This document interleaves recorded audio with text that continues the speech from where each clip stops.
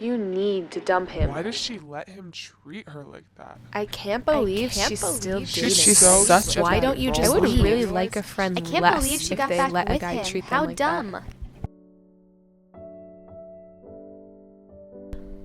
I think that over the years, advocates and activists have started to do a really good job of encouraging people to change the conversation and shift that narrative away from why don't women just leave to why are men causing harm in the first place. And so if we read a story in the news or we read somebody's Twitter account about being in an abusive relationship, if the first words that come out of our mouth are, well, I don't understand why she didn't just leave, then basically we're contributing to a society that puts all of the focus on the victim and all of the focus on the woman.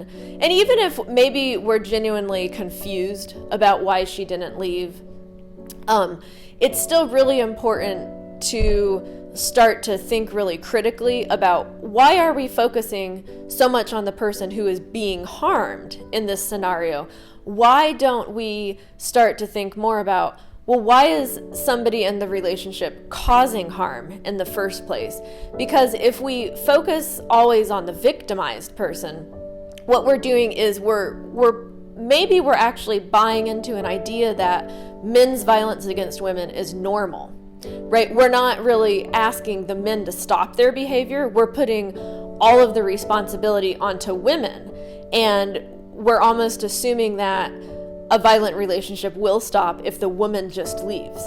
But research has shown us that sadly, when a woman tries to leave, she's at the most risk for being murdered by her partner. So it's really not fair ever to say, well, why doesn't she just leave? We instead need to say, why doesn't he just stop? In order to stop asking these women why, let's learn more about the dynamics of abusive relationships. In order to understand this dynamic, we first need to learn about the concept of power and control. One of these ways is through coercion and threats, such as threatening to hurt them, to commit suicide, to report them to welfare, and forcing them to drop charges or do illegal things. They use intimidation through looks, actions, gestures, destruction of property, abuse of pets, and even displaying weapons. The abuser will also use emotional abuse, one of the most powerful techniques, by putting them down, calling them names, making them think they're crazy, playing mind games, and using humiliation. Abusers can also create isolation by controlling what their partner does, who they see and talk to, what they read, and where they go. Minimizing, denying, and blaming are also used by the abuser by trying to convince their partner that the abuse isn't happening or that the abuse is their fault. The abusers will even try to involve their children by making the kids relay messages through them or by threatening to take the children away or threatening to harm them. Abusers can prevent their partner from getting or keeping their job, they can control the money, they can give their partner an allowance, and they can even restrict access to the income. Finally, abusers will use male privilege by treating their partner like servants, making all of the big decisions, and defining the roles in the relationship.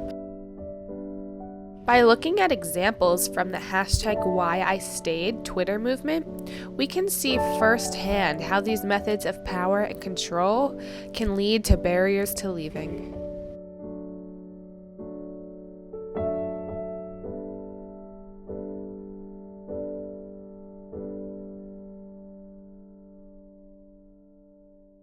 These tweets show us a small example of the many reasons women cite for having stayed in an abusive relationship.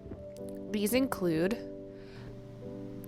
love, religion, money, threats, kids, lack of support, hope for change, shame, Stockholm Syndrome, isolation, lack of resources, brainwashing, fear, nowhere to go. One of the scariest barriers to leaving is threats that can come to reality.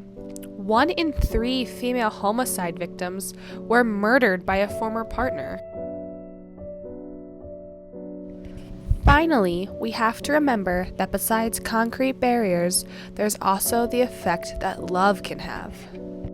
Something that a lot of us don't really think about right off the bat is love, right? And that's something I talk with my students a lot about, is that, for example, if I was to go out on a first date with somebody and that person called me a bunch of names or slapped me or shoved me into a wall, I would probably never go out on a second date with that person.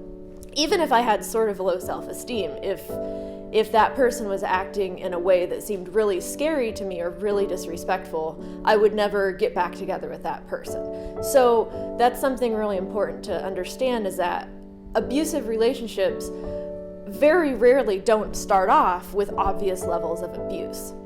Abusive relationships often start off with two people falling in love.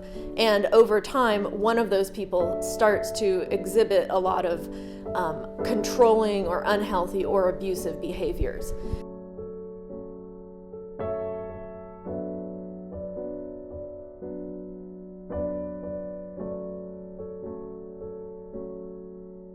If you are in an abusive relationship or you think a loved one may be, you can call the RAINN National Sexual Assault Hotline at 800-656-HOPE or the National Domestic Violence Hotline at 800-799-SAFE. You can also visit the links on the screen for their online hotlines.